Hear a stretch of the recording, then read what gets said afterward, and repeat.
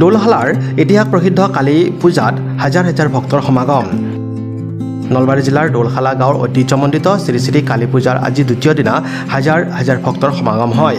দৌলহাল উন্নতি সাধিনী সভাৰ উদ্যোগত প্ৰতি বছৰৰ দৰে এইবিলো কালী মন্দিৰ প্ৰাংগণত তিনিদিনীয়াকৈ অনুষ্ঠিত কৰা হৈছে পূজা।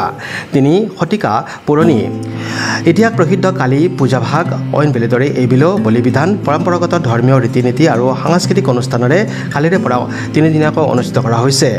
হাজো দৌলহাল পথৰ দাঁতিত আদিম কালতে স্থাপিত কালী মন্দিৰত আজি বীৰ দি বাট নোপোৱা অৱস্থা।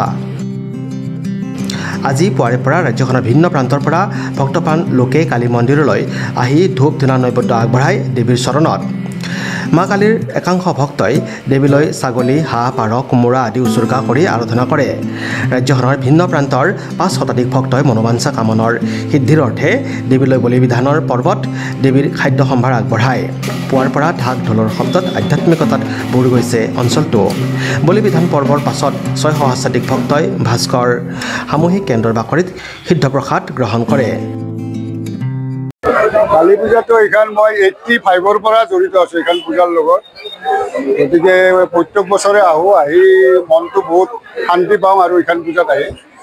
আৰু এনে গোটেই ৰাইজখিনিও ধৰক মোক নিজৰ ঘৰৰ মানুহ বুলিয়ে ভাবে আৰু ইয়াতে মোৰ আগতে ধৰক হোটেল আছিল দৌলাল পুৰাণ চকত নতুন চকত।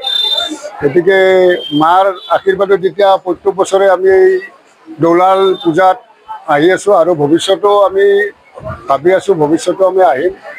আৰু ইয়াত আহি ধৰক যিখিনি মনৰ আশা ভাবি আহোঁ সেইমতে আমাৰ পূৰণ হয়। গতিকে এইকাৰণে আমি মানে যিমান কষ্ট হ'লেও আহিম এইখন পূজাত আহোঁ। আজি ধৰক মোটামুটি 40 ইয়াৰ্ছে হ'ল, 40 ইয়াৰ্ছ ইয়াতে আহি আছোঁ প্ৰত্যেক পূজাতে।